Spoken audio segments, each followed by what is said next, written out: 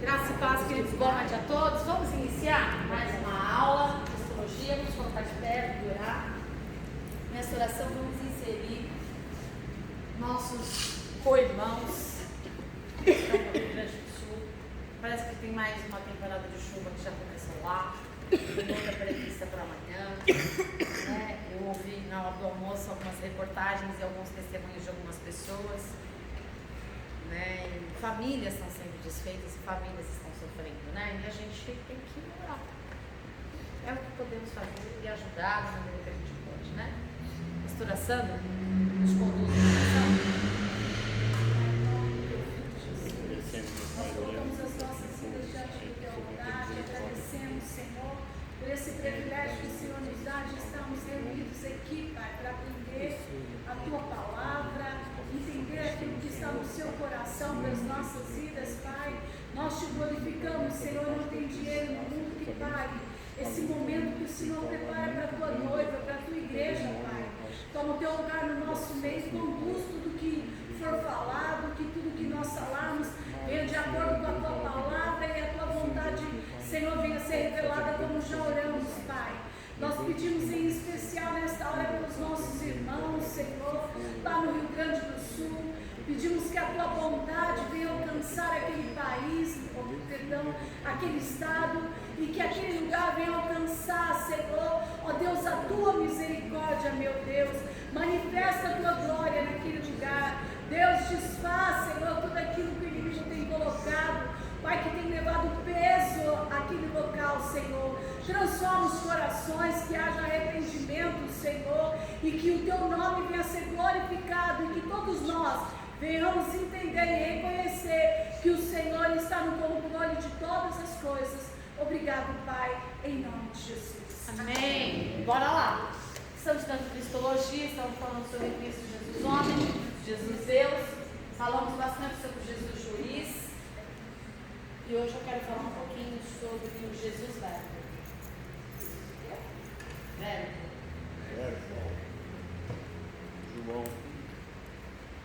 João diz que o princípio criou Deus. Isso já é Gênesis. Que o verbo se fez carne, está ligado, Gênesis 1 e João não está totalmente interligados. O verbo se fez carne, o verbo estava com Deus e o verbo era Deus. Mas a base do nosso estudo nem vai ser João, vai ser Lucas 5, Efésios 5 e Apocalipse 2. Calma. Lucas 5, Efésios 5 e Apocalipse 2.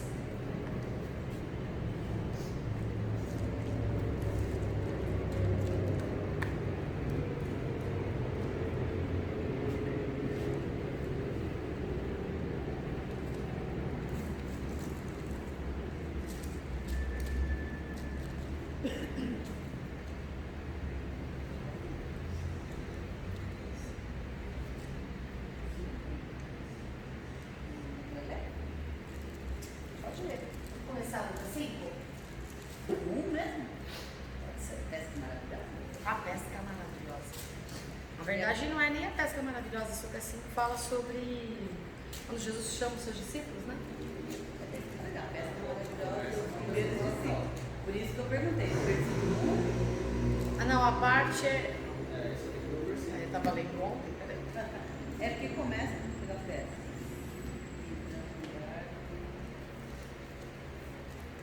É esse mesmo, pode ver.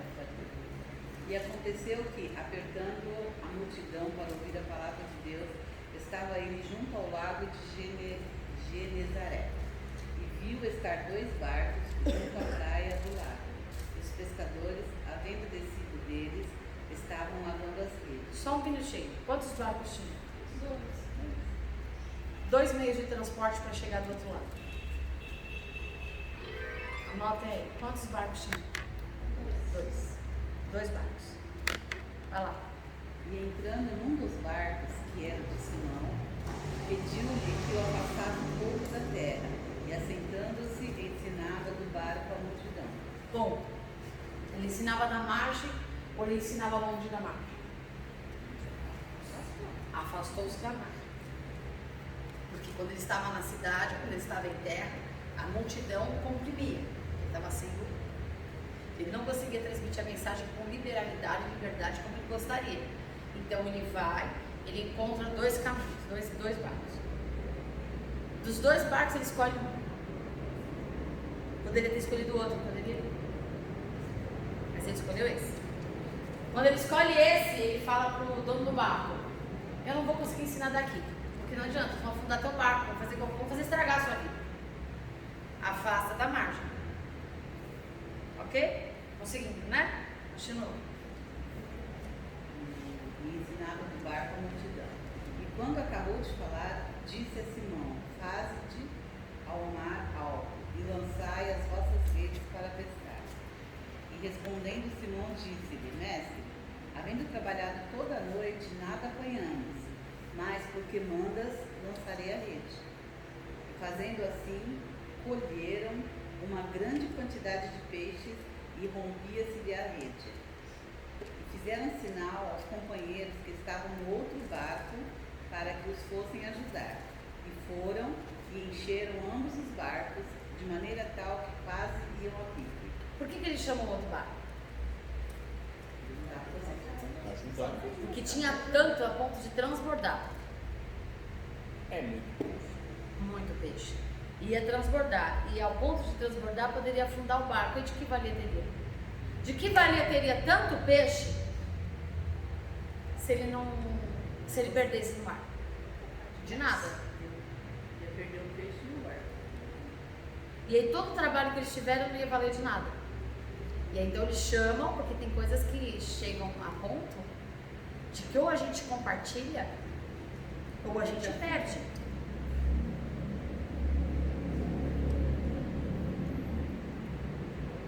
Pegou a visão? Tá vendo aí?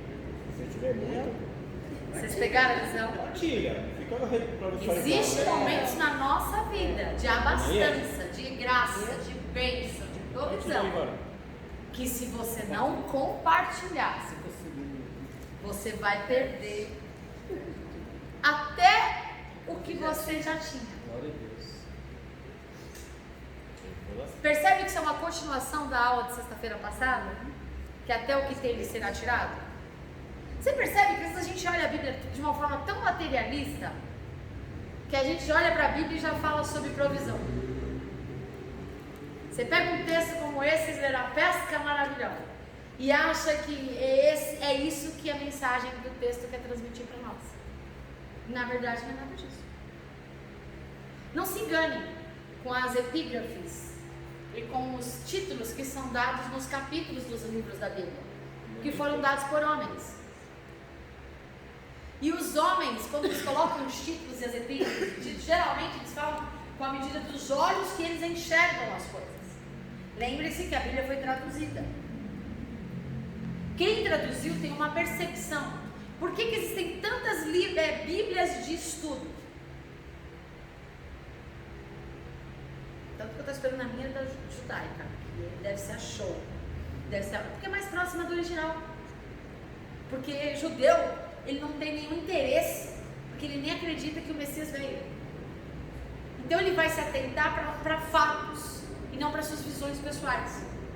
Por isso que um dos maiores arqueólogos e estudiosos judeus da história da Bíblia é um judeu, Flávio José. Ele nem cristão é, ele é um judeu. Todo estudo que ele fez a respeito da arqueologia bíblica, do conceito bíblico, é do alto nível, é o mais próximo da verdade. Então, se a gente pegar uma Bíblia King James de estudo, pegar uma Bíblia de Genebra, que eu também gosto muito, de estudo, pegar uma Bíblia C.S. Lewis de estudo, que eu também gosto muito. Se eu pegar cada Bíblia, você vai ver que ele vai pegar o mesmo texto e vai fazer uma aplicabilidade diferente, que vai ser baseado naquilo que ele enxerga. Eu não posso pegar, porque aí a gente vai entrar no mesmo problema. Eu vou escolher uma pregação que mais se adequa àquilo que eu acredito e vou tornar aquilo como uma base de fundamento bíblico. Mas é assim que se estuda a Bíblia? É assim que se interpreta a Bíblia? Mas é mais fácil. Aí eu te pergunto, evangelho de facilidades? Se fosse, eu não diria que o caminho era estreito. Não é? Então não é de facilidade, Eu estou mostrando isso para você entender. Jesus verbo. Verbo é o quê? Palavra. Então ele se revela como homem, ele se revela como Deus, ele se revela como juiz, mas Jesus ele é a palavra. Por isso que ele diz no versículo 3 de Gênesis 1, e disse Deus, haja. E a gente fala, onde está Jesus no Gênesis? No haja. A gente escolhe aqui, viu? Obrigada. No haja. Então Jesus é o verbo. O que é verbo? É palavra. Palavra de efeito? Não, por que Jesus diz que palavra é... O que é palavra? O que Jesus diz a respeito da palavra?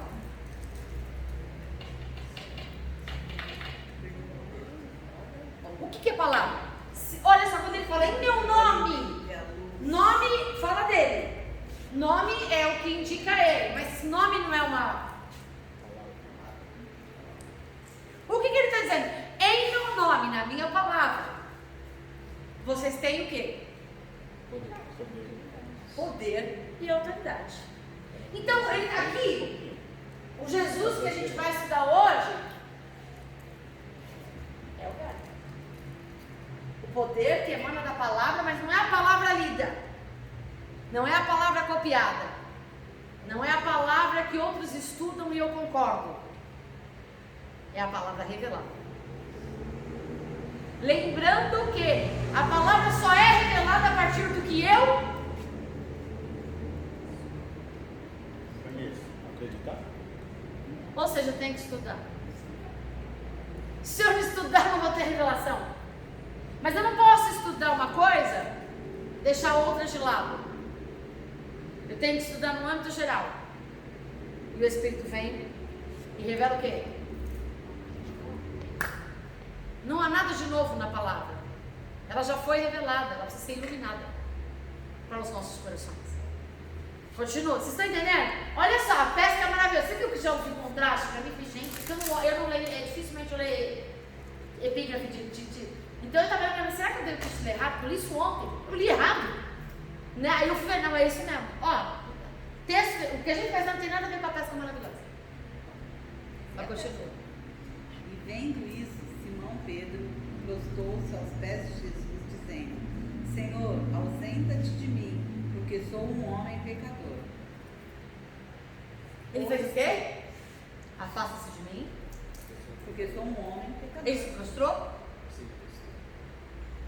Na sua versão não? Na minha sim. Não, ele se prostrou. sim. Ele se prostrou. Ele se prostrou. No original ele se prostrou. Procasteu no grego.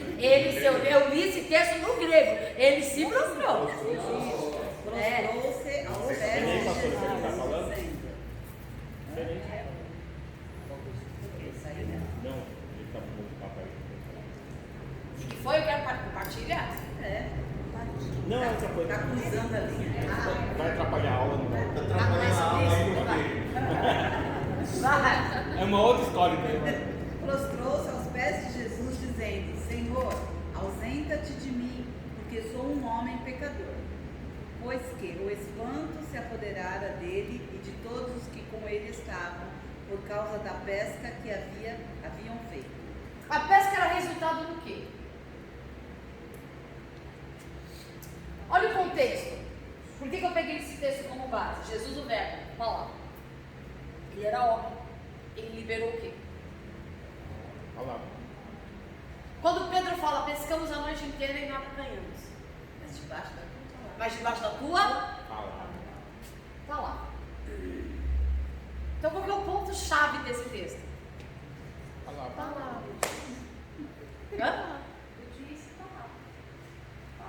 Jesus, obediência de pé.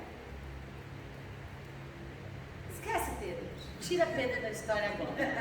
Porque quando a gente colocar o Pedro na história, você não vai falar muito que é obediência. Ele é só um figurante. Ele é só um figurante. A questão do texto aí não é nem a obediência. Você vai entender porque que não tem nada a ver com obediência. Pedro era um comerciante. Ele não prestou um favor. ele iria receber algo pelo serviço prestado. Tá trampando. Não foi por uma obediência, pelo ímpeto da obediência. Entendeu? Ok, só que eu não tenho nada a perder. Não tenho nada a perder. Então aí não é muito. Calma. A gente vai entrar no que é obediência de fato. Isso não é uma obediência. Ele obedeceu, mas isso não é o fato dele ter obedecido, na verdade ter seguido a palavra que Jesus liberou, não quer dizer que ele é obediente. A gente vai, acho que é que eu não quero falar agora, senão perde a graça. Vai. A gente chega lá. Nessa parte. A gente não quer ficar sem graça. A gente chega lá. Vocês vão entender, porque a gente faz isso direto. Só um minutinho, uma vez eu não vou citar nome, mas o pregador, que eu fiquei muito doido da vida quando ele liberou aquela expressão, e foi muito infeliz na forma como ele expressou. Minha vontade era corrigi-lo na hora, mas graças a Deus, falei, não, Jesus, o Senhor vai me dar a oportunidade. Eu orei, de verdade, eu baixei minha cabeça, eu falei, não deixe isso entrar no coração, não deixe isso entrar no coração, traz esquecimento do povo dessa casa. Que ele faz uma observação de que quando Deus dá uma ordem para Abraão sair da terra e ir para onde Deus mostraria, que Abraão obedece porque ele sabia que ia ganhar alguma coisa com aquilo. Mas não. Se ele soubesse, ou achasse, ou pensasse que fosse ganhar alguma coisa com aquilo, não seria obediência. Ele só obedeceu.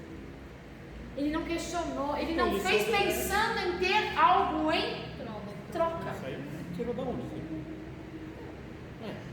Graças a Deus, se não entrou na cabeça de ninguém, fico feliz. Minha oração foi ouvida. Porque não, ele não saiu pensando, ele nem pensou. E ele nem tinha assim, eu não tenho nada a perder em obedecer, porque ele perdeu tudo. Ele tinha tudo a perder em obedecer. Isso é obediência. Diferente do Pedro agora. O que ele tinha a perder? Passado a noite pescando, ia fazer manada no barco, né? Então, se ele falasse que Pedro talvez pensou em ganhar alguma coisa com isso, legal. Não cabe em agradar. Não cabe em agradar. De forma alguma, imagina. Senão Deus não ia dizer assim, por causa da tua obediência, ele se tornou quem ele era, ele foi imputado por justiça. Entendeu? Isso não foi dado para Pedro. Vocês conseguem já dimensionar a diferença entre o que é obedecer? Eu vou explicar de novo. Obedecer, eu não sou uma pessoa obediente, não é obediência quando eu faço alguma coisa visando receber outro em troca. Isso é comércio. Isso é comércio, isso é negociação. Só é obediência quando eu tenho tudo a perder. E ainda assim eu obedeço. Jesus, o maior exemplo. O Verbo tinha tudo, ele abriu mão de tudo. Pegou? Entendeu? Por causa da pesca que haviam feito. E de igual modo também Tiago e João, filhos de Zebedeu, que eram companheiros de Simão. E disse Jesus a Simão: não temas, de agora em diante serás pescador de homens. E levando os barcos para a terra, deixaram tudo e o seguiram. Bom, vamos lá. Essa daí, na verdade, Jesus ele vem de uma oração. Vamos entender o contexto para a gente entender Jesus velho. Palavra. Jesus ele vem de um momento de oração. Ele começa a sua missão, a multidão já o seguia. Por quê? Porque ele já estava vindo da onde? Ele tinha sido batizado. João Batista já tinha conclamado ele. Este é o Cordeiro que tira o pecado do mundo. André, ele era discípulo de João Batista. Não era discípulo de Jesus. Ele era discípulo de João Batista. Então, tem que João Batista disse: vocês que me seguem, não é a mim mais que vocês têm que seguir. Esse aí agora. Agora vocês não tem que fazer mais o que eu faço, nem o que eu falo. Porque tudo que eu vim fazendo até hoje é anunciar ele. O meu trabalho é até aqui. Agora o meu trabalho qual é? Assim como vocês, seguir ele. Até antes dele eu apontava para ele. Agora que ele está aqui, eu não preciso mais apontar porque vocês já ouviram. Eu agora sigo. Então assim como eu sigo ele, vocês também têm que seguir. Então a partir daquele momento, André sabia o que João Batista havia falado a respeito de Jesus. Mas Simão, Pedro, sabia? Os filhos de Zebedeu. Uma multidão já seguia Jesus. Porque Jesus tinha dado start no seu ministério. Jesus já começou a ministrar, anunciar o reino de Deus, a chegada do reino de Deus, arrepender. A pregação de Jesus mudou da pregação de João? Percebe que é a mesma visão, mesmo reino, mesma condição? Não muda. Pode mudar o mensageiro, mas nunca pode mudar a mensagem. Mas nesse caso aí, João no ministro pregava sobre Jesus. Jesus veio pregar sobre o reino, não sobre ele. Não muda a mensagem? Não. Porque Jesus ele emana o reino. Jesus é o rei do reino. Do reino. Então ele veio para anunciar, ele fala do meu pai, mas ele e o pai são. Só que as pessoas só iam conhecer Deus Pai pelo Filho. Então quando ele anuncia o Filho, automaticamente ele está anunciando o Pai e o seu reino. Eis o Cordeiro de Deus que tira o pecado do mundo. Arrepender-se, por ser chegado o reino. Então a mensagem de João Batista é a mesma mensagem de Jesus. A diferença é que Jesus é a mensagem. A diferença é que Jesus é o Verbo. Ele é a palavra. Então Jesus anunciava a mensagem. Jesus é a mensagem. Só que é a mensagem incorporada em carne. Então ele veio para falar do reino. Ele fala, meu reino não é... Ok. Vamos passar, vamos para aí. Quando Jesus chega diante do mar, lembra que a gente já falou várias vezes sobre isso, que uma das tipologias de mar é o quê? Tipologicamente, o que o mar representa?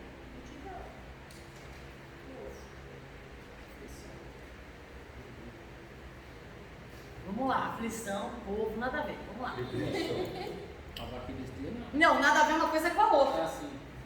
Tá? Aflição, multidão, o que mais? Tipologia de mar.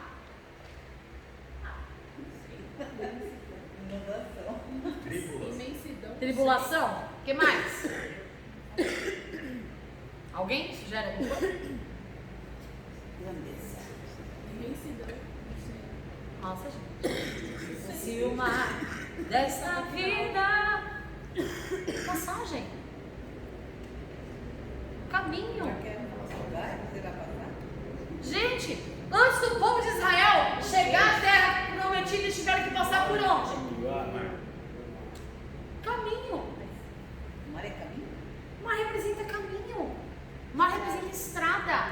O mar representa trajeto de vida. Onde vinha a tempestade? No meio do mar. Ai, meu Deus. Quando Jesus, veja só, olha só, Deus tira o povo de Israel do Egito, coloca eles numa situação de não tinha saída, Migdol, o outro que eu não lembro o nome, atrás Faraó, chacais do deserto, só tinha o mar da Galileia. É o único caminho.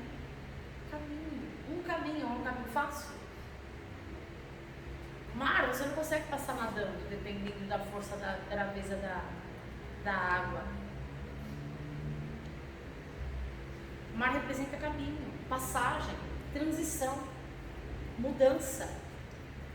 É isso, mar. Por isso que fala êxodo. Passagem. Passar por cima. Da onde Moisés? O que significa Moisés? Tirado da onde? Das águas. Né? É que a gente inventa cada coisa. Vamos só para a Bíblia, que já está a resposta. Só que na vida tem tempestade. Na vida tem um monte de coisa. Também tem, a estrada também representa tipologia, semente, agricultura. Quando vocês falam de tribulação, quando vocês falam de problemas, eles acometem no mar. O mar fica bravio, tem hora que a vida fica difícil, né? O mar não fica manso o tempo todo. A vida sempre foi difícil. A vida sempre foi difícil. Sempre. Passa no mar de profundidade e fica nadando muito tempo. Você pode ser o melhor nadador do mundo. Uma hora você vai sumir. Uma hora você vai afogar. Você precisa de ajuda. Você precisa de um bote. Você precisa de um barco. Você precisa de salvar vidas. Você precisa de uma lancha. Você precisa de uma prancha de surf. Você precisa de qualquer coisa. Sem contar que o mar tem tubarão, tem piranha, um monte de coisa. Piranha, mas tem piranha. A piranha é rio, né? Ou seja, rio é água, tipologia também. Tem cobras serpentes do mar, tipologia. Tá me lembrando já a arca agora. Você encontra de tudo nessa vida. É verdade, gente. Tá falando, mas é verdade. Você encontra de tudo nessa vida. Não, eu sou super. Sereia. Meu Senhor. Sereia, gente, não é difícil. Tem um boto, né? Tinha até uma novela, o Boto, né? Você encontra sereia, você encontra ilusões, mentiras, enganos. Encontra. Então, vamos lá. Tá vendo? Olha como é importante a gente buscar as tipologias bíblicas. Barco, o que é o barco? Transporte, né, gente? Agora o barco na estrada.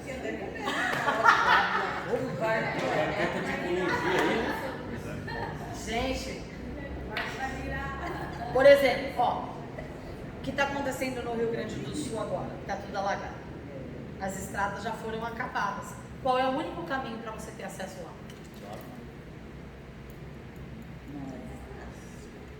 Então é uma representatividade, é uma tipologia. Para chegar na terra que Deus prometeu a Israel, eles tinham que passar pelo mar. Para Josué entrar na terra de Jericó, eles tiveram que passar pelo Jordão.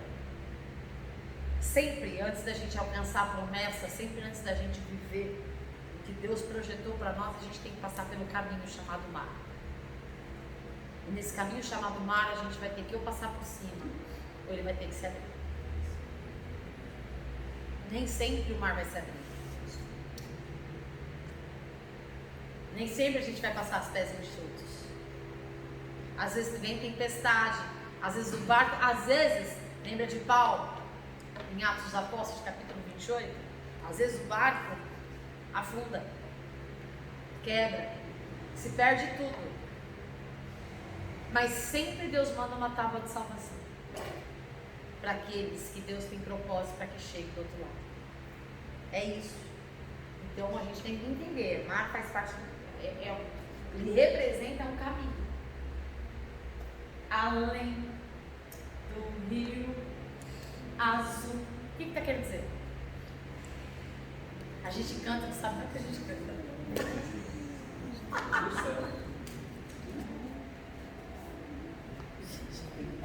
As ruas, o que está dizendo? Além do rio azul, está falando do quê? Que rio é esse? Azul. Estão entendendo? Ok, vamos seguir. Então Jesus está ali. Simão Pedro não tinha sido chamado ainda. Tinha? Os filhos de Zebedeu já tinham sido chamados ainda? Eles eram seguidores de Cristo? Não, nem eles eram judeus. Nem João Batista. André? Só André. Só André. Então, mas eles seguiam as litúrgicas, iam na sinagoga. Acontece que, por exemplo, Pedro era um homem culto. E ele era muito altivo. Ele era um homem, eu não vou falar por causa do discipulado, mas ele era um homem meio bruto. Ele era um homem tipo assim, um operário. Ele não era do administrativo, não era do financeiro. Ele era do operacional, ele era do braçal, ele era do TET, né? Do vamos ver. Então, as coisas para ele eram muito assim, vamos, acabamos, resolvemos. Ele não era um cara de pensar. Pedro não tinha muita maturidade, humanamente falando, nem espiritualmente falando. Ele era muito da vida. Ele foi forjado pela vida. Então, quando ele chega lá, Jesus chega, Jesus encontra quantos barcos? Por que ele escolheu de Pedro? Ele não poderia ter escolhido outro?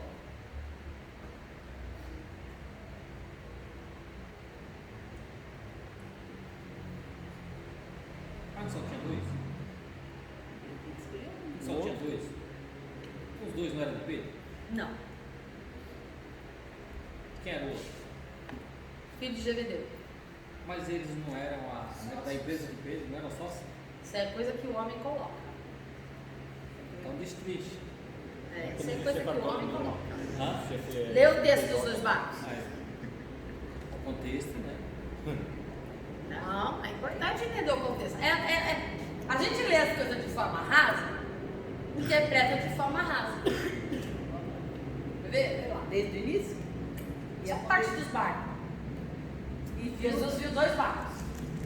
E viu estar 2 barcos junto à praia do lago, e os pescadores, havendo descido deles, estavam lavando as redes.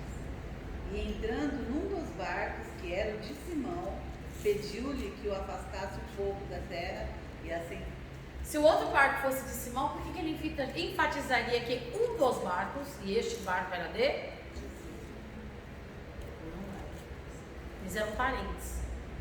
Eram próximos. Eles exerciam a mesma função. Mas cada um tinha seu trabalho, a sua provisão. Não. No grego, não. Eles eram parentes. Mas não tinham nenhum tipo de sociedade. É que é bem assim, vamos entender a cultura. A cultura você tem. Igual hoje tem um lugar no Brasil. Eram companheiros de Simão. Tá, companheiros. Traduções bíblicas. Não eram sócios. Não, tradução. São traduções. Não eram sócios. Mas não eram sócios. Da vez que eu estudei aqui, Zebedeu que comprava todos os peixes, né? No estudo teológico cartográfico, era ele que, tipo assim, ele que administrava, eles pescavam e todo mundo vendia para eles só. Então, por exemplo, como é que funciona nas regiões pesqueiras do Brasil? Vários barcos saem, vários barcos pescam, eles voltam e vendem onde tem um lugar, a pessoa compra, distribui e abastece toda a cidade. Os barqueiros são sócios? É exatamente isso, eles não eram sócios. Eles eram companheiros de trabalho. Entendeu? Mas eles tinham familiaridade e vínculo familiar. Algum deles, tá? Tá claro isso? Vamos lá. Jesus poderia ter entrado num outro barco, não entrou num outro barco, mas ele escolhe o barco de Pedro. Por que Jesus escolheu o barco de Pedro? Por que Jesus escolheu você?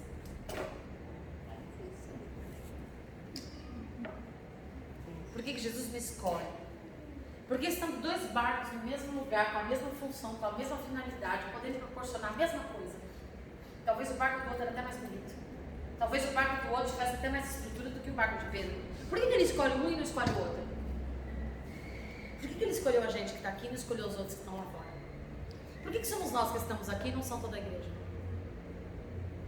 Porque Pedro estava dentro do barco, né? E o outro não tinha ninguém. Não fala que no outro barco tinha gente. Pode imaginar quem pescava junto era ele e André. Jesus vendo André, que era nossa, assim, uma vez escolha aqui. Como ser humano tem que dar uma explicação das coisas, não é nada a ver, meu irmão? Não, é louvável, essa tentativa de racionalizar a escolha de Jesus, porque Deus conhece o coração do homem, o homem não conhece. Deus não veio para os céus, Ele veio para os essa homens. resposta? Sem É a dúvida. pergunta, né? Deus não veio para os céus, Ele veio para os enfermos. Ele não escolhe por talento, não escolhe por habilidade, Ele não escolhe. O barco do outro poderia ser até melhor estruturado. Não é isso que Ele escolhe. Ele escolhe um coração suscetível à palavra. Sempre. Uma pessoa de dura serviço, uma pessoa que não se curva, uma pessoa não ensinável, uma pessoa dificilmente é chamada ao ministério. Pedro podia ser muita coisa, né? Não é uma questão de personalidade. O Chico está falando de personalidade. Nós estamos falando aqui de caráter. caráter de Pedro era um caráter deformado. A personalidade de Pedro era uma personalidade dificílima. Ele representa a igreja deformada. Pedro é a personificação da igreja deformada e sem caráter. Pedro não é o pai da igreja, Pedro não é o líder da igreja, Pedro é a personificação da igreja sem caráter e sem personalidade, da qual Deus escolhe para transformar. Tipologia de Pedro, né? Igreja. Boa. É isso mesmo. Pegou. Do qual Deus escolhe para trabalhar, da qual Deus escolhe para transformar, da qual Deus escolhe para mudar. Quando Deus vê 2 barcos, ele teve possibilidades. Quando Deus olhou para a gente, ele viu possibilidades. Quando Deus olhou para a gente, ele olhou o nosso coração, ele viu quem de nós tem o coração suscetível em ensinar. Tá difícil hoje em dia. Por que os cultos de oração, os cultos de ensino bíblico são os cultos mais vazios de todas as igrejas? As pessoas não querem ser ensinadas.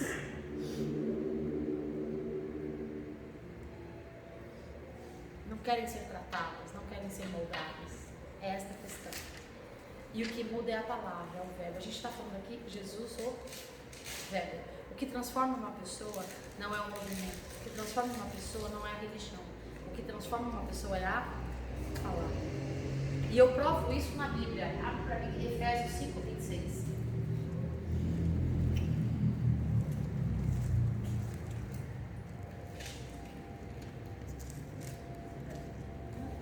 Por isso que ele diz, se Cristo vos libertar, o que ele está falando? Se a palavra não mudar a sua maneira de pensar, você não vai ser livre. Efésios 5:26. Para que a santificasse, tendo-a purificado por meio da lavagem de água pela palavra, para a apresentar a si mesmo como uma igreja gloriosa, sem mancha, sem ruga, nem coisa semelhante, porém santa e sem defeito. Percebeu? Pedro é a personificação da palavra, da igreja. Jesus, dentre tantos, ele escolheu quem? O barco de Pedro. Ele escolheu a igreja. E ele escolheu a igreja sem caráter, a igreja deformada. Para quê?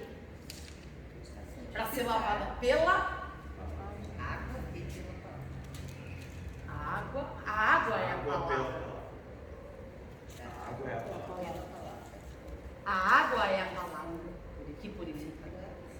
Com a lavagem da água. A lavagem da água pela palavra. A água que limpa é a palavra. Então, o que ele está dizendo? Jesus, ele escolhe entrar no barco de Pedro, que é a personificação da igreja, para lavar ele pela... Ele é a palavra. Só que ele estava encarnado aqui. Então, ele entra e dá uma ordem para Pedro. Ele diz, tá, Pedro, se afaste, porque tem uma multidão e eu preciso ensinar. Não é isso que está no texto? O que Pedro faz?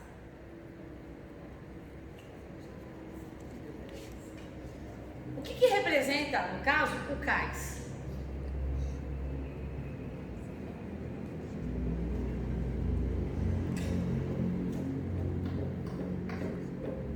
Pedro não estava inserido no chamado, tá? Pedro estava inserido no corpo discipulado de Cristo? Não estava. Jesus chamou ele para ser discípulo agora? Não. O que Jesus faz primeiro?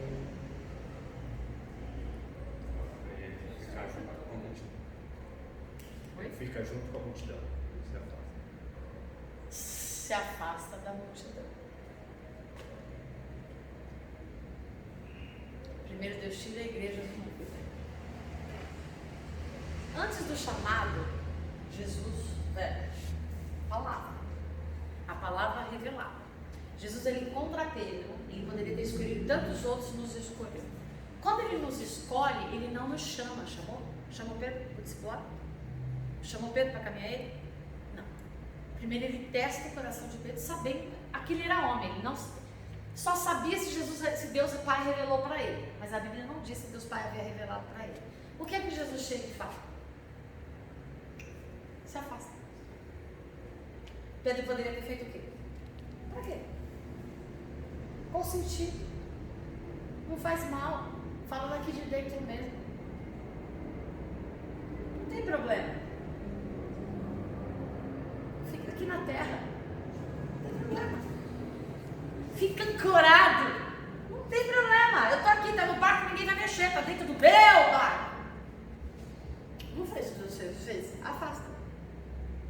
Tá entendendo que a mensagem não tem nada a ver com a grande pesca? Mas se levar pelo âmbito natural, tem um porquê de Jesus ter pedido para se afastar da terra. Não simplesmente para afastar nesse contexto espiritual, que nós estamos levando Pedro da multidão. Fala o contexto natural. O contexto natural é para que pudesse as pessoas conseguissem ouvir melhor Jesus, né? Porque daria mais distância, o pessoal estava na beira da praia. E aí, consequentemente, mais pessoas Tem ouviriam. eco, será? Isso. Por causa da água, né? A onda do mar acabaria levando. Será que o barulho do mar talvez não ofuscasse mais, não aplacasse mais a sua voz? Mais ou menos quantas pessoas tinham ali? Acho que o mar é diferente. O mar no nosso poço, ele abafa. Eu acho que não. Eu também acho que abafa, mas enfim. Eu já ouvi Mas- dizer que o vento leva o som. Pode levar o som. Entendeu? Conforme Jesus Jesus ia leva falando e o vento. Ele afastou. Não, isso são ministrações que a gente A ouve, né? percepção disso é que se afastou natural, se afastou para que todos pudessem ver ele. Contexto natural. Contexto natural. Ele se afastou para que todos pudessem ter uma melhor visão a respeito de quem ele é. Porque ele era um homem comum.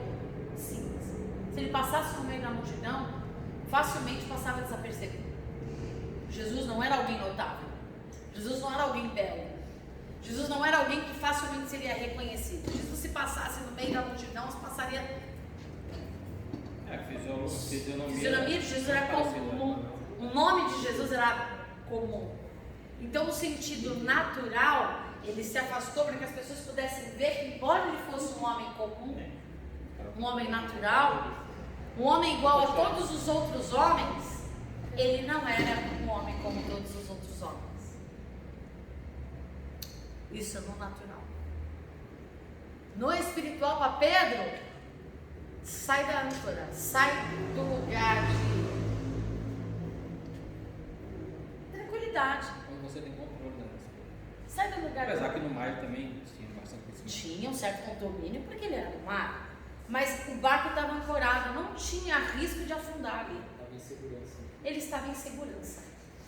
Então ele falou: sai daqui, se afasta. Tipologicamente falando, espiritualmente falando, ele está falando: se desliga da multidão. Sai do meio da multidão. Primeiro, o que Deus faz com a igreja? Pedro é a tipologia da igreja. Primeiro, o que a palavra faz? A palavra primeiro faz o seguinte: a palavra escolhe. Depois que a palavra escolhe, ela dá o comando. Mas ela ainda não chama. Ela não chama. Ela dá as diretrizes, ela dá o comando.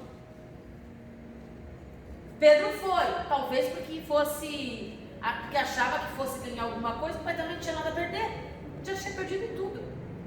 E não tinha alcançado nada à noite. Então, para ele não fazer nada, vou fazer um favor, quem sabe não rola uma graninha. Se esse cara está fazendo algum milagre, bondade com esse povo todo, quem sabe não rola alguma coisa para mim? Gente, Pedro era desse tipo de pessoa. Como eu e você somos, antes de ser transformados.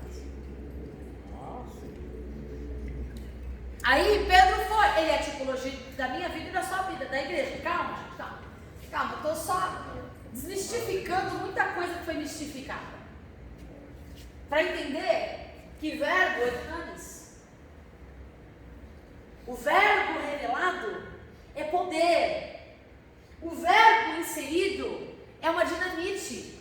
O verbo inserido, porque Paulo fala que ele habita em nós, não é assim? Cristo vive em... Então eu tenho uma bomba que vive dentro de mim. E essa bomba tem poder. Só que até então, eu estou contando a narrativa de Pedro, porque Pedro ainda não tinha a palavra. Pedro ainda não tinha sido chamado. Pedro só foi escolhido.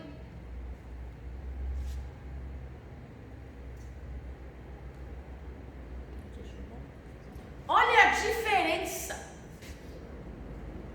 Pedro não foi chamado Pedro tinha sido escolhido dentre uma multidão para deixar ele entrar. Ele entrou, ok, ele entrou. A palavra deu um comando, se afasta. Afastou. Ali ele falou, não, agora você vai ser meu discípulo e você vai ser pescador de homens. Ele não disse nada disso. Ele terminou de pregar, o que aconteceu? Toma aqui tua recompensa. Toma aqui tua recompensa por me obedecer.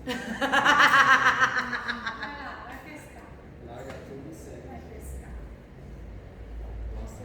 O que está escrito aí?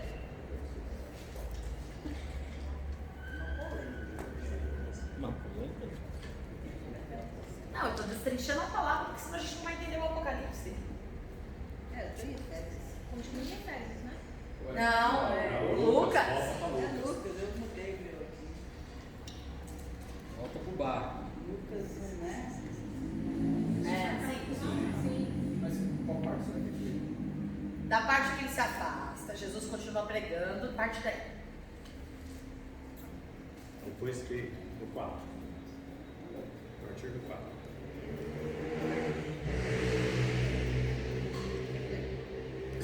E quando acabou de falar, disse a Simão: faze-te ao mar alto e lançai as vossas redes para pescar. É isso? Isso. Ele terminou de pescar.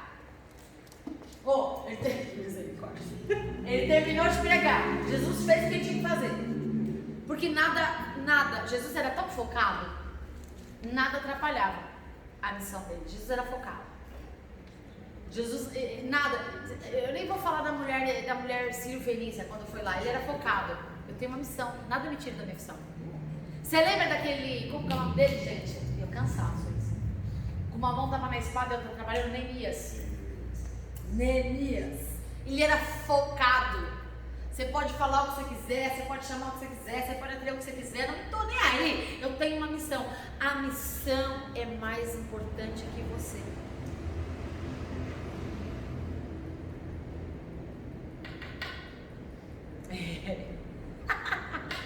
A missão é mais importante que eu. É por isso que Deus fala assim: se você não quer, eu levanto outra. A missão é mais importante do que eu e você. Não estou falando aqui de pessoas, seres humanos são importantes. Pessoas são importantes. Mas qual é a missão se não é salvar pessoas? Então, a sua vida, seus projetos, seus planos, cara, em segundo plano, terceiro, quarto, quinto. Prioridade, o foco de Jesus qual é? A missão. É a missão dele. Qual deve ser o nosso foco? Ele foi e falou: vocês vão ser os meus discípulos. O discípulo faz o quê? Faz o que o discipulador manda. Qual que deve ser o nosso foco de vida? E por que qualquer coisa tira o nosso foco da nossa missão? Porque muita gente não entendeu qual é a nossa missão. Jesus, então Pedro vai, mas Pedro também não tinha sido chamado. Veja só, Deus escolheu para a vida dele, Deus escolheu a gente, Deus escolheu a humanidade. Ok, eu quero me transformar. Antes da gente viver o chamado, ele recebe uma oportunidade. Se afasta. Pedro, ok, afastou. Vamos ver o que rola para mim, que é bem cara de Pedro. Vamos ver o que vai rolar, como é que essa vida vai me dar. Ele só afastou, ele não foi transformado, ele só foi afastado. Quando ele foi afastado, Jesus fez a missão dele, terminou de pregar, porque Jesus é galardoador. Jesus abençoa quem ele quer. Pedro não pediu, até porque acho que se Pedro pedisse, Jesus não daria. Para ele aprender. Estou falando eu, pessoal. Pedro não pediu. A gente não precisa pedir nada para Deus, ele sabe o que a gente precisa. Ele diz: gente, vocês perdem tanto tempo com tantas coisas, buscarem o reino de Deus e a sua justiça. Não saia, não perca o foco. Pedro, Jesus, ele não pediu, Jesus olhou, porque Jesus tem os olhos fitados em nós. Ele sabe, tanto que ele diz: tudo quanto você precisa, eu vou suprir, segundo a minha riqueza e a minha glória. Ele sabe o que a gente precisa. Ele olhou para Pedro e disse: Pedro, sai do raso agora. Vai para águas profundas. Você está pegando qual é a mensagem aqui? Do verbo? Jesus revelava a palavra. A pessoa entra na igreja, ela não conhece nada de Jesus, não sabe quem ele é, mas ele foi escolhido. Ele começa a ser ministrado pelo quê? Pelo verbo, pela palavra. Porque Pedro estava no barco e ele estava ouvindo o quê? O que Pedro estava ouvindo? Palavra mudou ele? Palavra transformou ele? Não, mas a palavra gera fé. À medida que ele ouve a palavra, Jesus conhece a necessidade dele. As pessoas vêm para a igreja, a maioria atrás de alguma coisa. Começa a maioria, estou falando de todos. Eu acho que todo mundo vem para a igreja. Nossa, eu estou sendo bacana, eu achei que eu estava me criticando. As pessoas vêm para Jesus, a maioria, atrás de alguma coisa. Elas são alcançadas pela palavra. Agora eu estou falando da palavra da verdade, não estou falando da palavra criada. Não estou falando do Jesus que as pessoas criam, estou falando do Jesus verbo. Arrependei-vos e chegado o reino de Deus. Bem-aventurados sois vós, os mansos da terra. Bem-aventurados sois vós. É essa a pregação de Jesus. Ele não prega. Você vai ter casa, você vai ter carro. Agora as pessoas estavam ali atrás de quê? De uma cura, de um milagre, de uma provisão. Ou apenas de uma palavra que fosse consolar, apaziguar a sua vida. Ou tinha gente que nem estava, eu sei lá, eu não sei do que esse cara está falando, vou ouvir. Atrás do peixe. A Bíblia fala que está atrás do peixe. Oi. Só dá suprimento, atrás da comida. Ok, vou lá. Dá para ver dinheiro, né? Que é um peixe. Era o sustento daquele povo hoje. E aí vem, ok, chegou lá, beleza. É porque eu nem cheguei depois disso aí, só parei até aí. Porque aí eu já fui no Apocalipse. E aí o pessoal já falou, ok, esse é o processo da igreja. Aí a pessoa começa, Jesus começa a falar, sai do mundo, se afasta do mundo, se afasta da terra, sai da terra, vai para lugares onde você, no mar você consegue pisar e ficar de pé? No mar você pisa aí? Se Jesus não te fizer andar sobre o mar, você anda? Então sai, você para de andar por si mesmo. Jesus vai dizer, você não vai mais andar por você. Agora tu vai caminhar de forma diferente. Estou no barco, ok. Quem está no barco? Jesus. Ele está ouvindo o quê? Jesus. Ele está ouvindo o quê? Palavra. A palavra não está sendo dirigida a ele, a palavra está dirigida a todo mundo. Depois a palavra, depois que ele recebe a palavra no geral, começa agora um tratamento individual. É assim, a pessoa vem, é alcançada, ouve a palavra. E qual é o processo dela? Aí depois ela começa a ser trabalhada individualmente, separadamente. E aí agora Jesus chega para Pedro e fala assim, Pedro, vai para águas profundas. Ali Jesus já tinha chamado ele para ser discípulo? Claro que não. No raso não rola. Tem que ir para o fundo. Porque como é que você vai conhecer Jesus no raso? Como é que você vai viver o dunamis no raso? Vai para o fundo. Mas eu pesquei a noite inteira. Só que até agora você tem vivido a sua vida segundo a tua força. A partir de agora eu estou mandando você ir pro fundo. Debaixo do quê? O que Pedro disse? Eu vou, mas eu só vou sobre a tua palavra. Porque se isso der errado,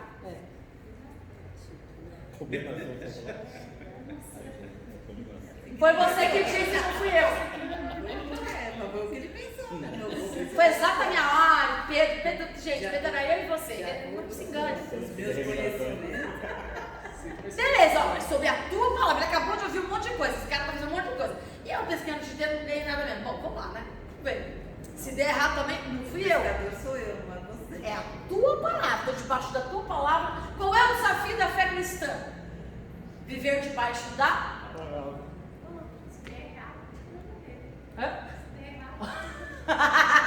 É bem, se der ruim, Bata a palavra dele. se der ruim, foi isso que Pedro fez. E é o que a gente faz, né? Não, às vezes a gente nem obedece. Não, a gente não Isso, obedece. A gente nem obedece. Porque se obedecer. Nem entra no barco a gente nem. Mas veja só, Pedro ainda não tinha sido transformado, nem chamado a ser discípulo. Ele era só a tipologia da igreja. Só. Escolhido para viver algo diferente, para viver algo fora da naturalidade. E quando ele chega lá, ele poderia parar ali, mas Deus faz um convite para ele. Vai para as águas mais profundas. E ele poderia dizer, vou nada, para quê? Bobagem. Vamos negociar. Não, ele falou, mas eu não pesquei nada. Vai. Mas eu fiz de tudo. Você foi na tua força, agora você vai na minha. Não na minha força, você vai na minha. Por que Jesus está dizendo? Verbo. Você quer ser bem sucedido na vida? Palavra. Bíblia não é um manual de conduta cristã, princípios e moralidade. Ela aponta para quem é. Repita. Aponta para quem é. Não compreendi, repita. A gente tem um objetivo, eu li na aula anterior, depois você ouça, que a gente tem uma mania de falar, a Bíblia é um manual de condutas, de moralidade e tal, não sei o quê. Não. A Bíblia aponta para quem é a representação e a figura da conduta, de moral, que é Jesus. A Bíblia só aponta para Jesus. Jesus é o nosso manual de conduta, não é a Bíblia, é Jesus. A Bíblia fala de quem? De mim? A Bíblia não fala da minha vida, a Bíblia fala de Jesus. Sim, mas a A palavra.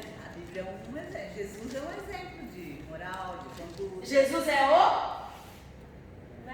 Então, tudo que a Bíblia fala... Ah, a Bíblia... Isso aqui é um livro. Inspirado. Mas isso aqui só passa a ser poder de Deus quando isso aqui é o Cristo em nós. O Verbo em nós. Porque a Bíblia de Gênesis e Apocalipse, ela não aponta como ter uma vida de sucesso. Quais os princípios para alcançar não sei o quê. Não, ela aponta para os princípios que Jesus viveu. Ela aponta para os princípios que Jesus revelou. Tudo aponta para quem? Por que os discípulos dizem para onde ou para quem iremos nós? Na verdade não é para onde. Para quem iremos nós? Se só tu tens. Lembra que na aula anterior eu falei? Jesus falando para os fariseus, vocês procurais na lei, na Bíblia, na palavra, na Torá, vida eterna, mas não é nela que você encontra a vida eterna. Ela aponta para quem é a vida eterna. Jesus é a vida eterna. Então a Bíblia não é o nosso manual. A Bíblia revela para o manual, para o exemplo, para a referência. Jesus é a nossa referência. Entendeu? Então, por isso que ele fala que ele é o verbo. Se ele é o verbo, se a Bíblia fala dele, que é a palavra, que é verbo, e ela fala só dele, se eu viver ele, eu me torno o quê? Eu me torno a mensagem. Jesus, ele era o quê? A mensagem. Por isso que Jesus é o que é que Jesus nos chama para ser?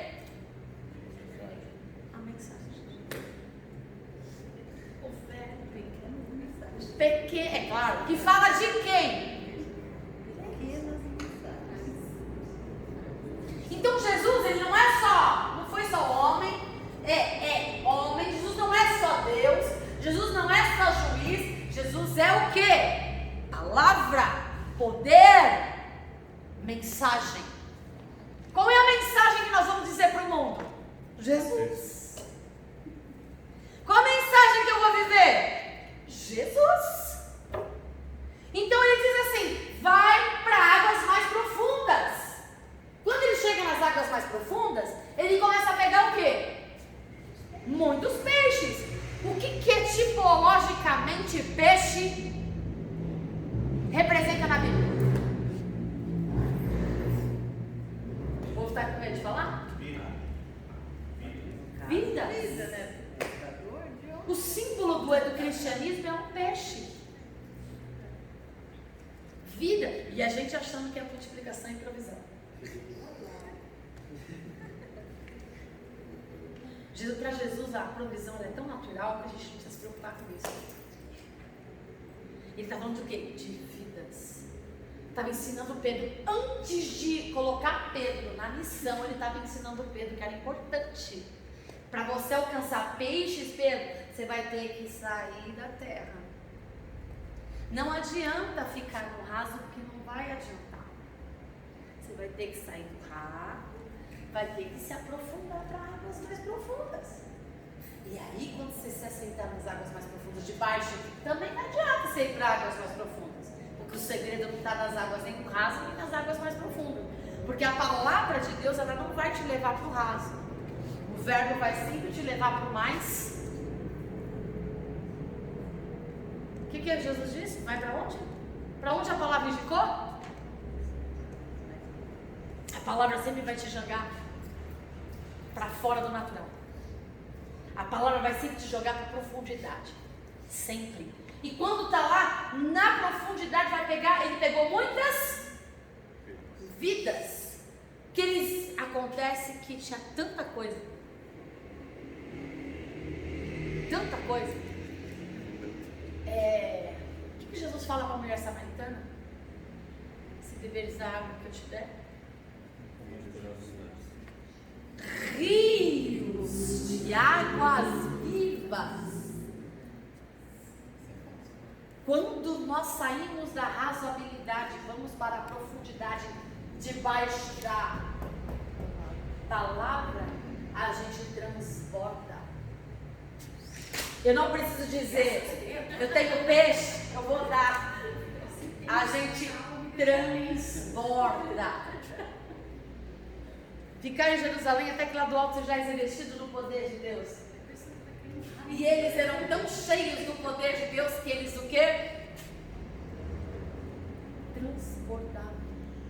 E todo mundo achava que eles estavam o quê? Olha só, olha o que Jesus está dizendo no chamado da tipologia da igreja. Tem níveis. Sai do raso. Quer viver extraordinário? Vai para o fundo. Só que você não vai para o fundo na tua força. Você só pode ir para o fundo debaixo de uma palavra. Porque o que vai te trazer peixe não é a fundo, não é imersão, é a palavra. Ali entra quesito de, até então ele não sabe o que é obediência. Até então ele foi indo. Até então, na vida cristã, a caminhada cristã é assim, a gente vai fazendo, a gente vai indo, a gente vai se aproximando. Não foi assim? Quando chegou lá, ele pegou tanto peixe, eles iam morrer. Não ia? O barco não ia virar? Não ia perder tudo, ia até o barco? O que eles tinham que fazer? Morrer. Morrer talvez, não, né? No natural, não. Sabia nadar, irmão. Sabia nadar. Mas era águas profundas, talvez pudesse dar uma cãibra nele, né? Que hoje vai saber. Ai, meu Deus. Vai saber. A gente está procurando no natural, eu não estou nem aí com o natural. Vamos lá. Muitas coisas poderiam acontecer. Veja só, o barco poderia afundar e a pique, tanto que era essa a preocupação deles, eles iam perder os peixes, iam perder o barco. Não era essa a preocupação? E aí o que eles fizeram? Chamaram? Compartilharam o quê? A bênção. Milagres. É. Providência. A gente acha que é bênção, a gente acha que é provisão, tudo isso é legal. Se eu vivo Cristo, o que as pessoas vão ver em mim? Se eu estou abastecida do verbo, da palavra, cheio da palavra, se rios de água viva fluem de dentro de mim, eu não vou comportar. Até porque se eu tentar segurar tanto que eu tenho, eu posso morrer. Ou não, vamos falar do natural, eu vou só perder o barco, a vida, vou me cansar, vou me esgotar. Se eu não preparar pessoas, se eu não levantar pessoas, se eu não compartilhar a graça, se eu não compartilhar o evangelho, se eu não compartilhar a vida de Cristo em mim, eu tenho que compartilhar. Não vai, então ele compartilha. Mas vem cá, ele compartilhou com quem foi escolhido? Não. Mas é mais fácil lidar com os escolhidos. Nem sempre. Não. Às vezes é mais fácil lidar com os não escolhidos. Mas, A gente nem sabe o que é mais fácil. lembra? Nem sabe. Não sabe, né? Mas tudo difícil. Lembrando que Pedro ainda não era. Não é. Então ele não Porque era. Deus não abençoa baseado no que eu faço. Deus não abençoa baseado em quem eu sou. Deus não abençoa baseado no que eu ofereço. Deus abençoa porque Ele deseja, porque Ele é bom, porque Ele quer. Ele quis abençoar a vida de Pedro. Só que eu não posso somente ser abençoada, porque se eu ficar só para mim, lembra que a gente falou sobre salvação na aula anterior? Se eu ficar só para minha salvação, eu corro o risco de perder até a minha salvação que eu tenho. Mas não era uma vez Vai só. tomar prejuízo. Isso é na tua cabeça, pra quem acredita nisso. Eu Fala creio. na aula. Não. Oi? Uma vez salvo, sempre salvo, irmão? Na aula lá. Tá nada. Vai. Senão você não prestou Vou atenção na cortar aula. então. Não prestou atenção na aula. Vou O fato de Jesus ter a presciência e saber quem será salvo e quem não será salvo não significa que uma vez salvo, sempre salvo. Embora é nisso que os calvinistas acreditam. Mas eles acreditam na predestinação. Eu não creio nisso, cada um crê no que quer. Eu creio no livre-arbítrio. Para Jesus, sim, uma vez salvo, sempre Para salvo, Jesus, porque- para nós, não. Porque ele sabe, mas... Ele sabe quem Mas será é salvo. nesse contexto aí que tá na aula e nesse contexto aí que eu tô falando. Ah, Ué, foi o que eu assisti na aula. Jesus sabe, então independente do que você vai fazer hoje com o seu livre-arbítrio, ele sabe quem é salvo, quem não é salvo. 50% vai pro inferno. mas o que é que você tem que fazer para ser salvo? Hã? Nada, porque é graça. Mas se você não se santificar, você verá Deus. Então, se você foi alcançado pela graça, que é a salvação, você tem que se santificar. Senão, até o que você tem. Será tomado. É isso aí. Serve o mal. Mas vamos lá, senão não vou conseguir chegar onde eu preciso. Chegando, então, assim, ele compartilhou a salvação que ele alcançou, ele compartilhou o peixe. E aí, quando ele chegou em terra, depois de compartilhar a salvação, o que aconteceu? O que Jesus disse para ele? Vou te fazer pescadores de larga tudo. Não há estrutura humana capaz de suportar a palavra. 2 barcos estavam ali, somente um foi escolhido. Um atendeu o chamado, mas os 2 barcos foram saciados e plenos. Quando a gente atende ao chamado de Cristo, vidas são supridas. E aí ele continua, a ponto de quase os 2. Quando o verbo tomar a sua vida, ela será tão poderosa que você não vai conseguir se conter. Porque é que a igreja é rasa.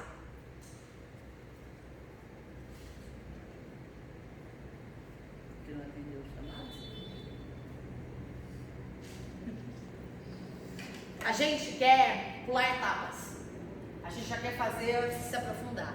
Antes de Pedro fazer o que ele foi chamado para fazer, ele foi convidado. Primeiro ele foi escolhido para viver algo extraordinário. Deus escolheu a humanidade e chamou a humanidade para ser salva. Alguns atenderam, outros não atenderam. Alguns obedecem visando receber alguma coisa, mas no caminhar da carruagem, alguns entendem o chamado e aprendem, e compartilham, e crescem, e prosperam. Quando ele chega, ali Pedro poderia ter aberto mão de todo o futuro dele, continuar pescando, continuar vivendo milagre, viver provisão, viver o poder de Deus, viver a movimentação de Deus, viver a glória de Deus. Isso não nos torna transformadores. O que transforma é o que nós lemos em Efésios 5:26. É a palavra. Mas não a palavra falada, não a palavra lida, é a palavra. Porque o convite de Jesus para Pedro foi o seguinte: até agora você ouviu a palavra. Você foi alcançado pela palavra. Você viveu milagres pela palavra. Mas agora eu convido para você ser a palavra. Jesus, o Verbo. Não tem como. Esse é o papel da igreja. Não tem como obedecer a palavra.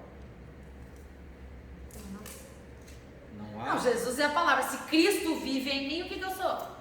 Não, mas a senhora acabou de colocar aqui, eu anotei. Vamos rever esse contexto aí então.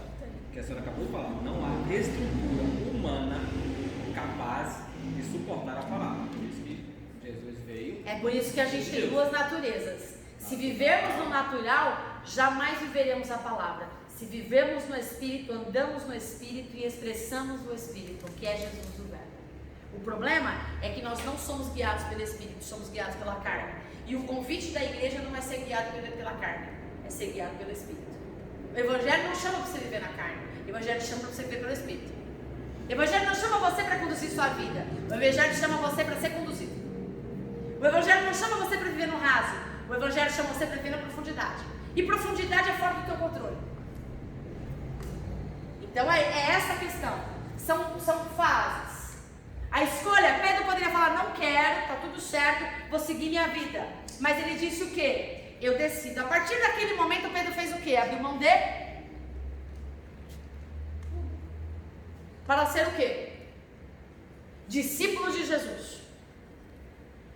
Discípulo significa ser como o? Se Jesus é o verbo, Jesus é a palavra, Pedro sendo o quê? Se Pedro representa a igreja existe só para um propósito: ser a palavra. Não adianta eu falar da palavra. Não adianta eu querer a igreja se eu não sou igreja. Não adianta eu falar da palavra se eu não sou a palavra. Não adianta eu falar de Cristo se eu não vivo Cristo. Então, o Jesus Verbo é encarnado. Ele viveu como homem, não vai mais vir como homem. Ele viveu como homem para ser referência. E deixou a palavra que aponta para ele para dizer, ó, isso aqui mostra quem eu sou. Isso aqui revela quem eu sou. E o que eu sou, assim como eu e o Pai somos um, vós são chamados para ser um comigo. Agora, enquanto a gente ficar na nossa naturalidade, na nossa área limítrofe, na nossa humanidade, na nossa carnalidade, nós vamos ficar sempre no raso. E nunca vamos desfrutar do que realmente Deus nos chamou para ser. A gente vai viver milagre que Pedro viveu. A gente vai ver milagre porque Pedro viu. A gente vai conhecer Jesus de ouvir falar, porque Pedro ouviu a palavra, toda a mensagem enquanto estava no barco. Mas Pedro jamais se tornaria quem ele foi se ele não se tornasse, abrisse mão da humanidade dele para viver o que Jesus convidou ele para ser. Ser igreja. Ser a palavra. E quando a gente olha para Apocalipse 2, nota, eu não vou citar. Mas está claro aqui o Jesus Verbo? Está claro. Não adianta eu subir no púlpito pregar. Não adianta eu operar milagres. Não adianta eu operar maravilhas. Porque Pedro viveu tudo isso. Mas ele não tinha se tornado a palavra ainda. Não é o que eu faço que diz quem eu sou. Mas quem eu sou pode dizer o que eu faço.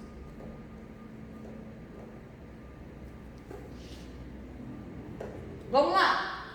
Apocalipse 2, 9 e 10. Só 9 e 10. Eu tenho 14 minutos. Vou só dar uma. Hoje nem bati. Conheço a tua tribulação, a tua pobreza, mas tu és rico, parece. E a blasfêmia dos que a si mesmos se declaram judeus e não são, sendo antes sinagoga de Satanás.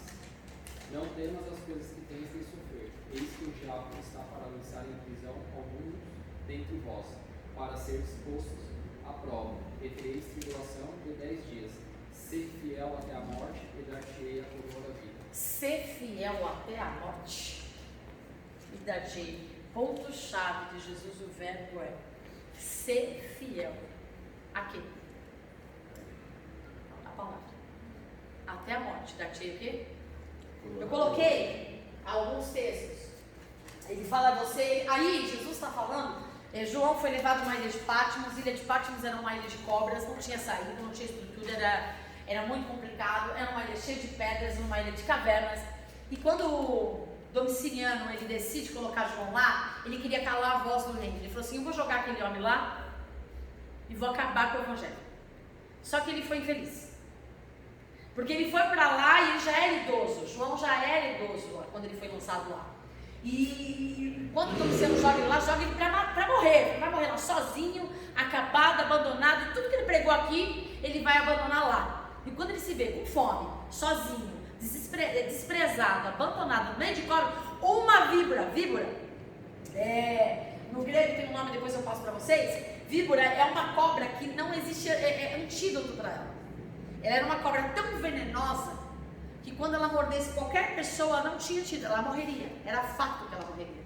Então esse lugar chamado Patmos é um lugar de víboras, vários tipos de serpentes que não tinham antídotos para ela. Então ela recebia a mordida da cobra, em instantes a pessoa era morta. Por isso que Paulo, quando ele chega naquela cidade, eu não lembro agora o nome, né? Quando ele é mordido por uma víbora, as pessoas daquela região, daquela aldeia, sabiam que esse cara vai morrer. Não morreu no naufrágio, vai morrer agora. Porque não tinha escape de uma mordida de uma cobra daquela. E então, quando o Domiciano joga João lá, fala: agora eu calo a voz do evangelho. Se lascou. Porque João não morre lá. João morre de velhice na igreja de Éfeso. Na igreja de Éfeso, quem cuidava da igreja de Éfeso era o bispo Policarpo. E o bispo Policarpo é um homem que assim, que inclusive ele era o bispo da igreja de Esmirna, a princípio. E o que Policarpo, o bispo da igreja de Esmirna, ele ensinava era o seguinte: nessa região de Esmirna, quando o imperador assume, para que você entenda, e eu estou falando isso porque a gente está vivenciando, a gente está bem perto de viver as mesmas coisas. Quando ele assume e ele coloca o império, existia um sindicato, que tem outro nome no grego, mas o significado é um sindicato. onde os líderes daquela região se uniam, e era uma cidade não muito grande, mas era uma cidade que tinha recursos, e o sindicato se unia e eles falaram o seguinte: somente quem fizer parte do sindicato, quem for filiado a sindicato, é quem vai poder trabalhar. Se não puder trabalhar, não vai poder. E para fazer parte desse sindicato, isso é história, cultura, vocês entrem lá, vocês vão ver, da igreja de Esmirna. Apologética, hermenêutica, exegese. Vocês vão entender que na igreja, nessa cidade, nessa igreja de Esmirna, onde a igreja de Esmirna era colocada nessa cidade, esse sindicato foi mandado.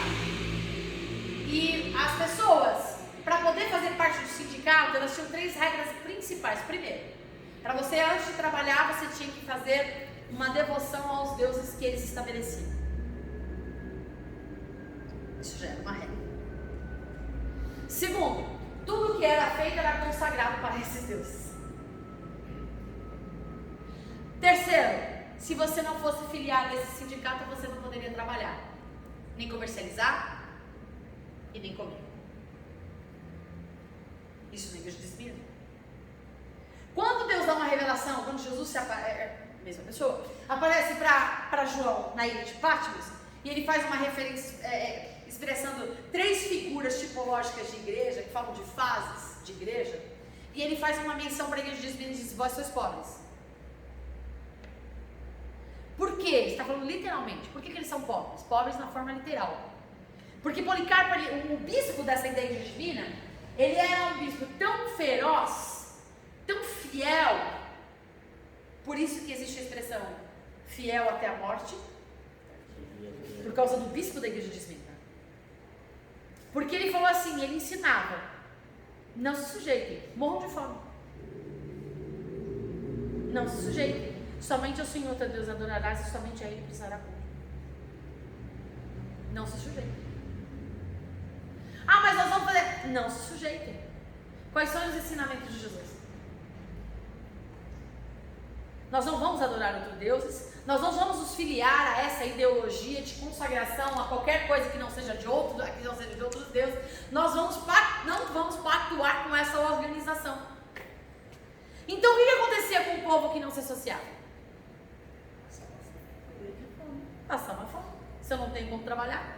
Então estava acabando o arroz, estava acabando o feijão, estou falando agora na nossa linguagem natural. Estava acabando o óleo, estava acabando o café, estava acabando o café, estava acabando o açúcar, estava acabando tudo. E quanto mais se acabava, o que os homens faziam? Uma coisa é de onde vem o nome tribulação. Fitocheia no grego.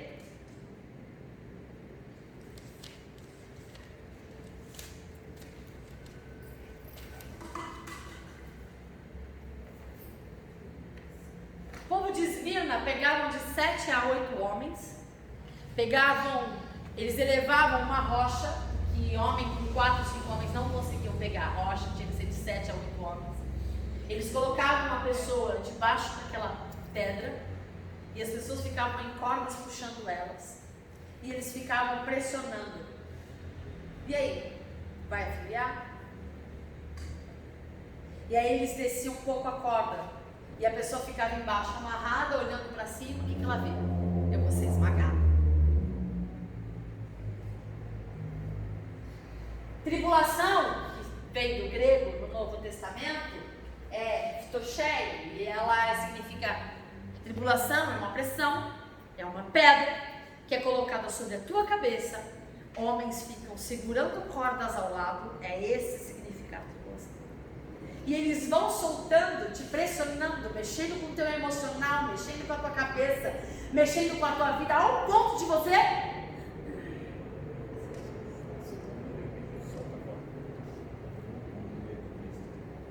isso é tortura. Tribulação significa tortura. Você vai ser tentado, aí os homens soltam e eles ficam, você não vai falar, e eles vão soltando as cordas um pouquinho. E à medida que você vê, daqui a pouco a pedra está mais perto de você. Você fala: agora não vai dar, agora não vou aguentar, agora não vou aguentar. Isso é tribulação. É tortura. Eu vim reclamar de mim, eu falei só, você está falando de tribulação. Você só nem quer tribulação. Não sabe. É murmuração, né? Não Tribulação. sabe, a gente não sabe o que é tribulação, porque a gente anda, a gente fica na margem, a gente não tem a capacidade de se aprofundar debaixo de uma palavra para viver o que fomos chamados para viver. A gente gosta de ficar na zona de conforto, no raso, ouvindo a palavra, vivendo milagre, vivendo provisão, vivendo tudo que Deus tem, mas não sendo o que fomos chamados para ser. O Verbo se fez carne e habitou entre nós para que fôssemos como Ele. Senão, qual o sentido da palavra existir? Qual o sentido do verbo? Qual o sentido disso aqui apontar para Ele? Se fosse só para Ele ser Deus, só para Ele ser homem e só para ser Jesus. Por que Ele foi o verbo? Para que eu e você pudéssemos ser como Ele é. Por isso Ele se fez carne. Por isso Ele ficou verbo. Não veio só salvar. Porque a missão continua de pé. E a quem cabe a missão? Mas nós não estamos focados de estar atrás de outras coisas. Nos distraímos facilmente. Não queremos ir para a margem. Gostamos do conforto. Gostamos da provisão. Não queremos compartilhar. Eu estou salvo, estou na igreja, eu oro, eu busco, eu subo um monte. Tá bom para mim. Enquanto o mundo está perecendo. Ok, beleza. Aí eu olho para a igreja, que ele está vendo, e o diabo tenta o tempo inteiro calar a voz da verdade. Só os trouxas que não vê. Um evangelho falso, um evangelho mentiroso, um evangelho do engano. A igreja já está vivendo a perseguição. Se você prega a verdade, antigamente você pregava a verdade, as pessoas mudavam de vida. Hoje você prega a verdade, elas mudam de igreja.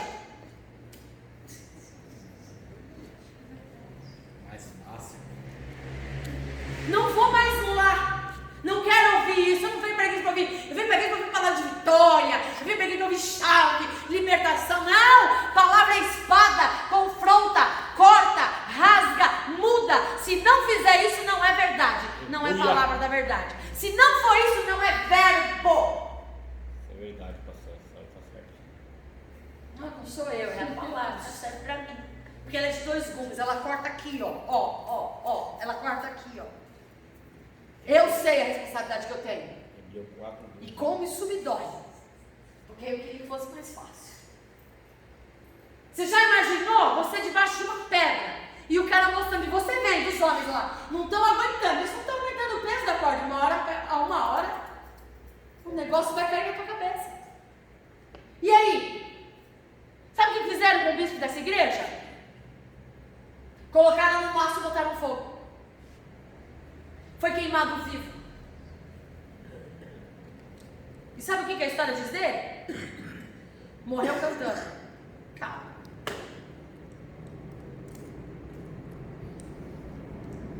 Nós queremos morrer dormindo. Nem uma dorzinha.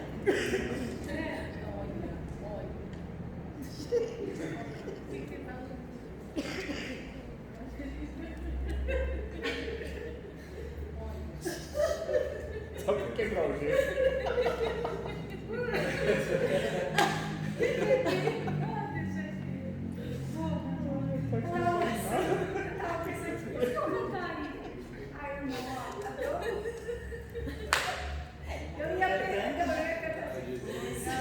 Sabe o que é a oida do grego? Conhecer, eu li todos esses textos do grego que transliterei. Oida, conhecer, fala de intimidade. Conhecer. Todas as vezes que Deus está na vida. Ele está dizendo assim: eu só conheço com quem me relaciono. Ele está falando, eu conheço suas obras. Eu só conheço com quem me relaciono. Só conheço com quem me relaciono. Tem gente que não sabe nem, que acha que está passando tribulação e não está vivendo tribulação, porque Deus nem te conhece. Depois de hoje. Hã? Depois de hoje, essa palavra tribulação nunca mais vai sair da minha boca. Deus nem te conhece. Eu vou citar na tribulação tomando. Você não tinha tribulação. Estou na tribulação. Eu vou olhando para cima lá, cadê? Você sabe o que significa conheça as tuas obras no grego? Eu não coloquei na próxima aula, eu coloco no grego, no texto que está escrito ali, eu já vou acabar. Está escrito ergon. Significa trabalho copos, alguém que gera, produz, que dá resultado num trabalho pesado. Peão. Peão. Debaixo do sol escaldante, debaixo da escassez e da falta, eu conheço as tuas. Não é essas obras bonitas e belas que a gente faz. Ele não está falando disso, ele está falando daquilo que lhe custa, daquilo que lhe pesa. Ele está falando daquilo que você renuncia. Serviço sem renúncia não é serviço.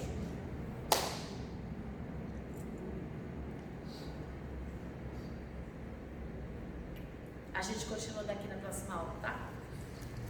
Obrigada, Deus abençoe você.